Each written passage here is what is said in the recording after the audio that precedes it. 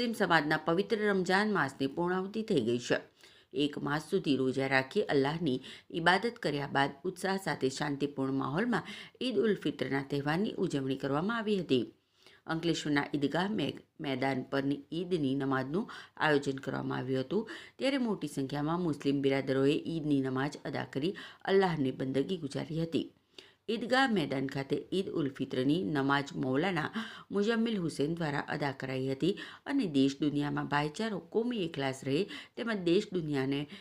માટે તમામ માટે દુઆઓ ગુજારી હતી અને નમાઝ બાદ એકમેકને ઈદની મુબારકબાદી પાઠવવામાં આવી હતી। આ પ્રસંગે શહેર પોલીસ દ્વારા ચુસ્ત બંદોબસ્ત ગોઠવી દેવામાં આવ્યો હતો। जो इंसान से मोहब्बत करता है वही अपने रब के करीब होता है और ईद की हकीकी खुशी लोगों के साथ मोहब्बत के साथ रहा जाए और जो भी इस महीने में हमने इबादतें की अल्लाह तबारक व तआला अपनी बारगाह में कबूल अता फरमाए और हम तमाम को एक दूसरे को गलतियों को दूर कर कर गले मिलकर